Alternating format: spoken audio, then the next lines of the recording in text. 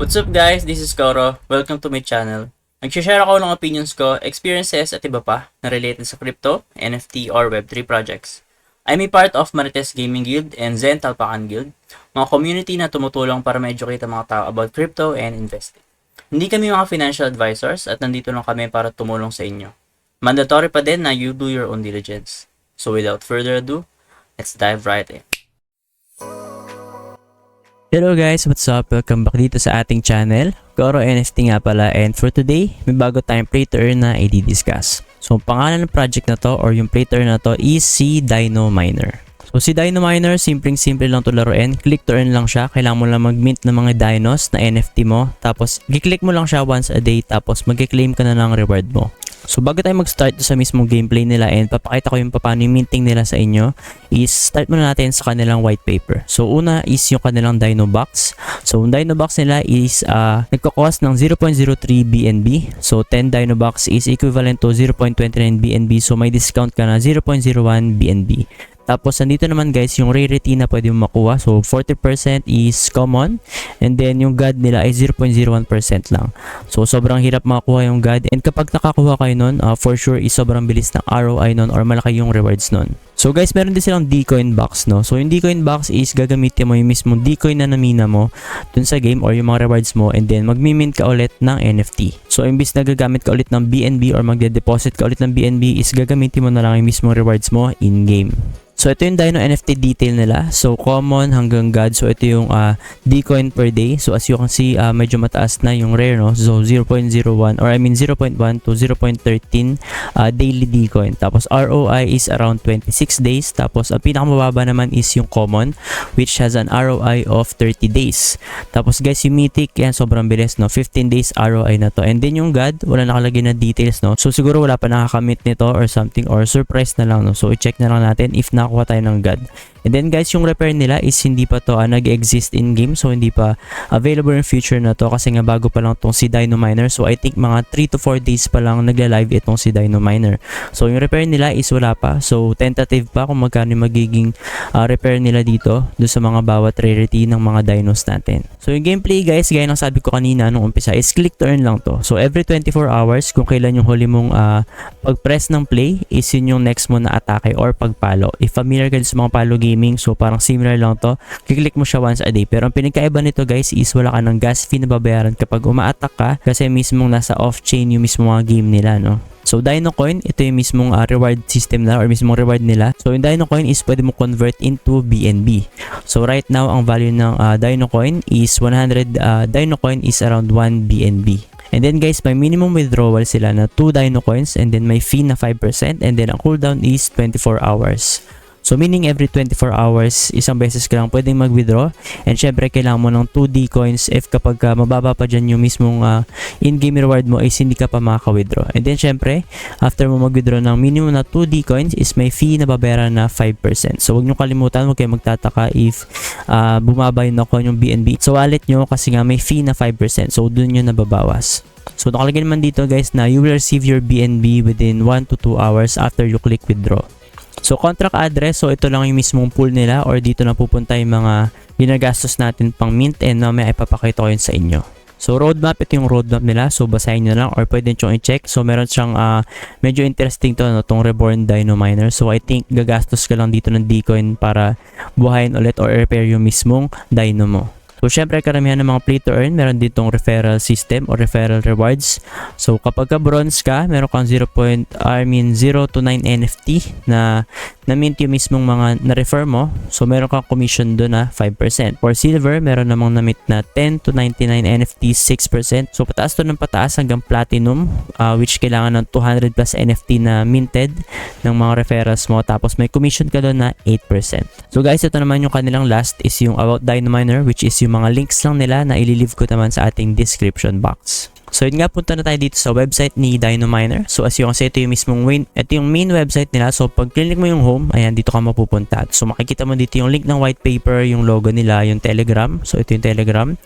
So ito guys yung pool natin, which is right now meron siyang 33.8 BNB, and then pag click mo tong contract, dito ka mapupunta sa mismong BSC scan na contract address nila. Tapos makikita mo dito yung mga transactions na nagaganap dun sa mismong contract address natin. So papakita ko lang sa inyo quick, no, if hindi nyo pa ito alam. So pagkapag in, so ito yung mga mini-mint or nagmi-mint, no. So for example, ito in, so may nag-mint yan na 0.03 yung value. Meron din nag-mint ng dalawa na sabay, so 0.06 nakalagay dyan. Then kapag ka out guys, yun naman yung mga nagwi-withdraw or nagtitake profit dun kay Dino Miner. So next, meron tayong 193 players right now. So sobrang aga pa para kay Dino Miner. So yun nga, around 3 to 4 days pa lang live itong si Dino Miner. So itong airdrop naman nila guys, I think tapos na to and hindi natin ito abutan, no, unfortunately. So next guys, itong my account. So pagpunta mo dito, magde-deposit ka dito ng BNB. So click mo yung deposit, tapos magbayad ka ng konting gas fee plus yung mismong BNB na i-deposit mo. So magiging BNB siya dito in-game, tapos yun yung pag-mint mo. So kapag ka nag-mint ka dito guys, wala ka nang babayarang gas fee kasi yung BNB mo is nandito na sa kanilang mismong website or platform. So parang kapag mag-withdraw ka naman, parang same lang, no? So from Dino to BNB. So kunyari meron kang 100 Dino, so dapat 1 BNB equivalent nito. Ayan. So for example, 2 Dino, so yun yung minimum mo. So may ma-receive kang 0.02 BNB minus yung fee na sinabi natin kanina. So I think if hindi ako nagkakamali is around 5% yun, no? So hindi talaga 0.02 BNB matatanggap mo kapag ka nag-withdraw ka ng 2 BNB or I mean 2 Dino. So now gusto kong pakita sa inyo kung paano yung pag-mint dito. So punta ka dito sa shop, and then pag click mo ng shop, meron dito iba't iba. Meron BNB shop, Dino shop, and then community shop. So community shop, hindi ko pa alam kung ano to, and nakalagay naman dito na hindi tayo whitelisted, no. Tapos sa Dino shop, so gagamit ka ng Dino token dito, I mean yung Dino nila na reward para makapag-mint ka. Tapos guys, mas mataas dito yung mga percentage, as you can see, 1.8 dito yung chance na makakuha ka ng God, which is kapag ka BNB naman yung gagamitin mo, medyo mas mababa yung God. So nakikita mo 0.01 yung percentage ng God. So itong limited box nila guys, tong celebrating 100 players is limited lang. So natapos na to agad. So I think 50 and 50 lang yung total nito and naubos na siya agad. Airdrop, hindi daw tayo whitelisted, so hindi ko sure kung tapos na to. So pwede nyo check sa Telegram nila, no, which is nasa description box naman natin. So ngayon guys, gusto ko nang ipakita sa inyo kung paano mag-mint dito kay Dino Miner. So simulan natin. So meron tayong 0.12 BNB dito in-game. So wala tayong babayarang gas fee dapat, no. So ayan, 1 box tayo. So 4 yung imimit natin, and then sana makuha tayo, no, kahit rare man lang.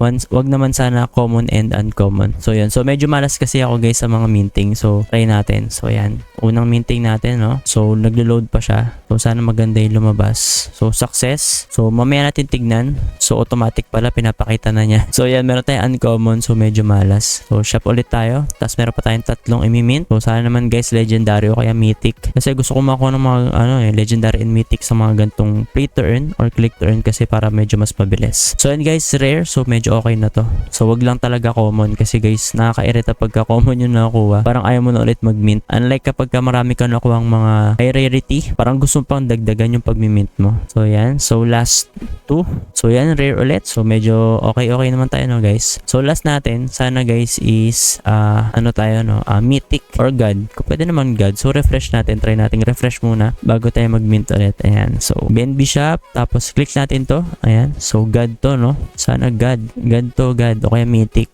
Nararamdaman ko yan. Ayan. So common. Medyo malas ng common. So guys, ito yung mga na-mint natin. 4.